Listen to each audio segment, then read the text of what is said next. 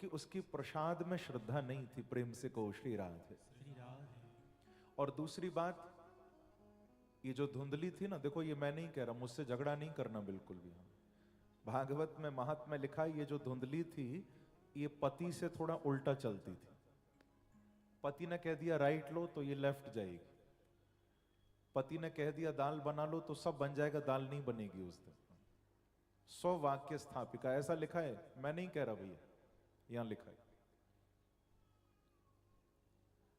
एक बार दो बच्चे ना आपस में बैठे थे, बात कर रहे थे।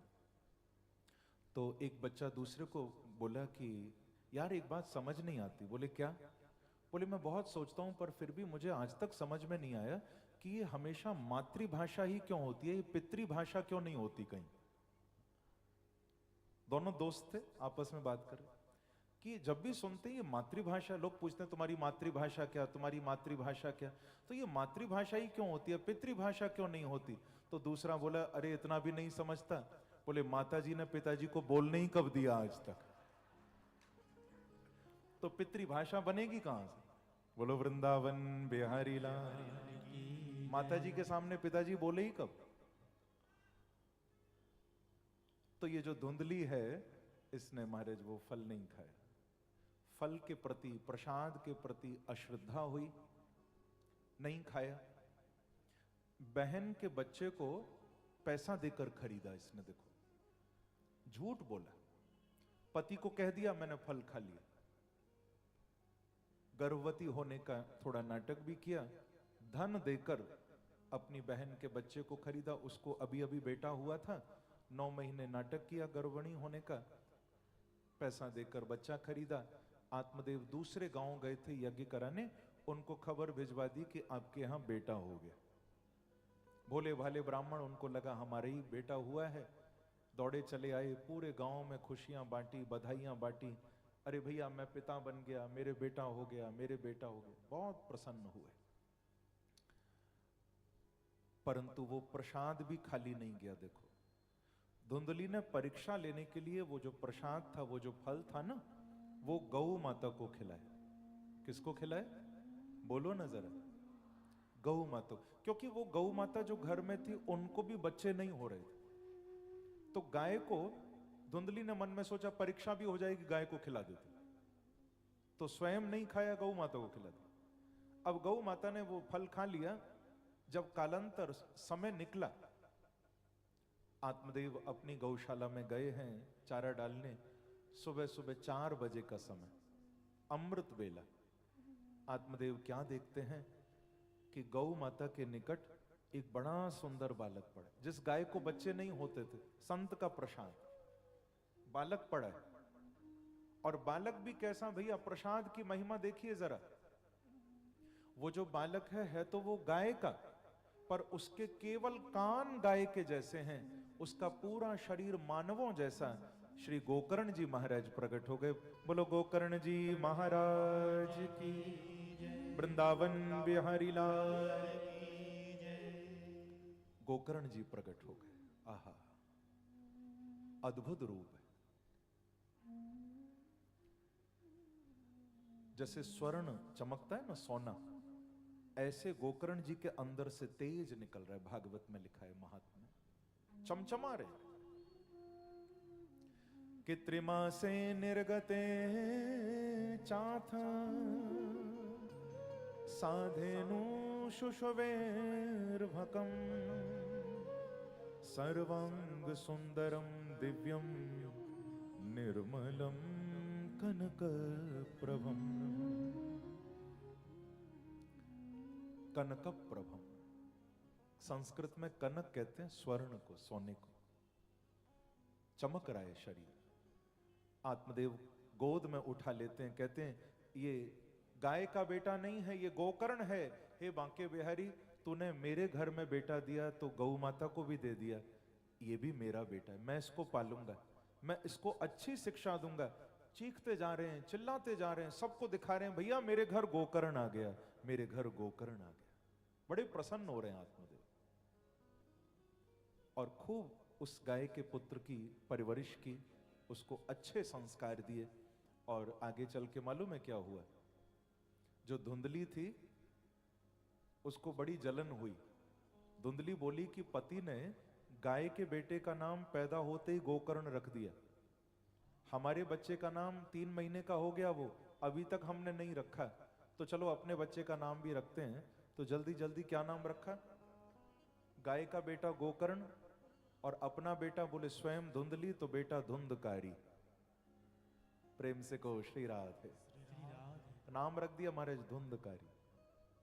अब आप बताइए, जो नाम ही जिसका धुंधकारी है, क्या वो संस्कारी होगा कभी?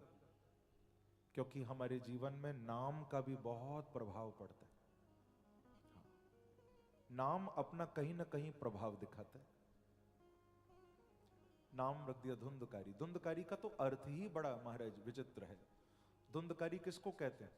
धुंधकारी शब्द की व्युत्पत्ति करो तो बड़े विचित्र अर्थ है। कौन धुंधकारी?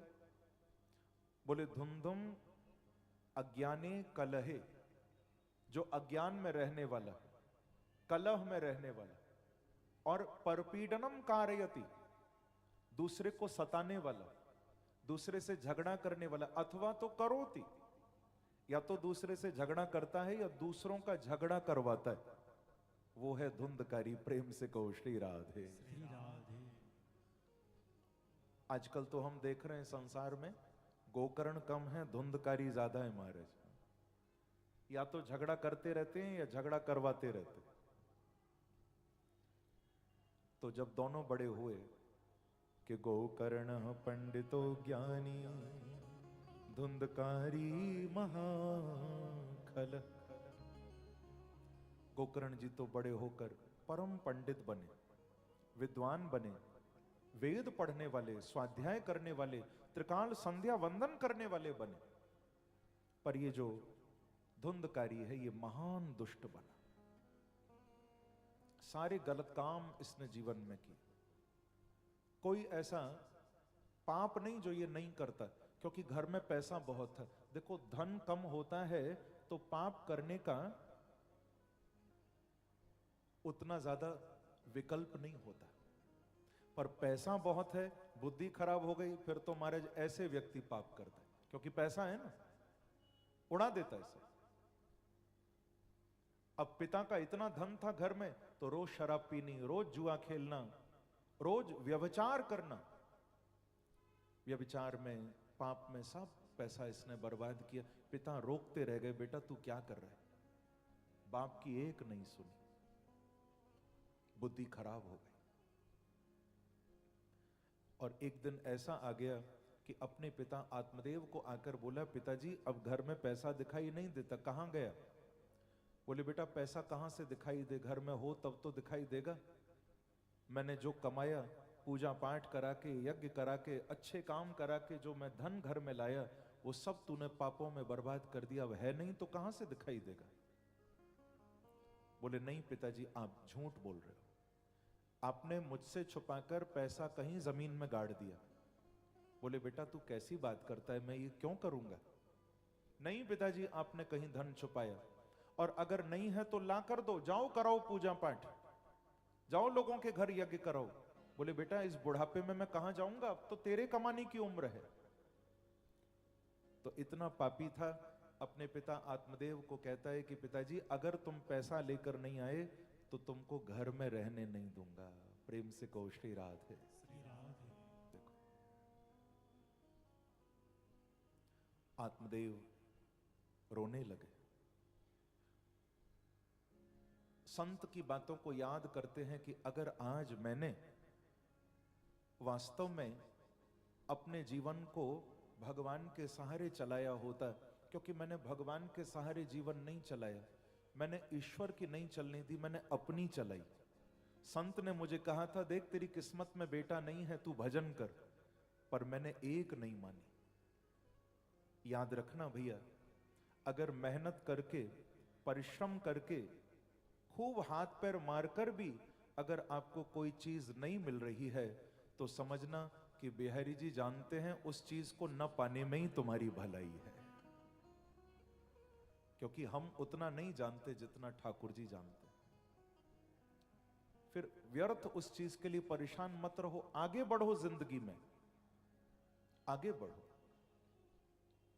इसीलिए तो किसी कवि ने कितना सुंदर कहा कि कहां आके रुकने थे रास्ते, कहां मोड़ था उसे भूल जा। कहां आके रुकने थे रास्ते, कहां मोड़ था उसे भूल जा।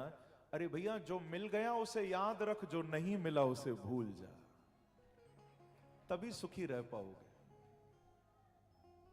एक लिमिट तक परिश्रम करो, भागो, फिर कोई चीज नहीं मिलती तो भगवान पर छोड़ दो, दूसरी ओर बढ़ जाओ, फिर छोड़ो उसको।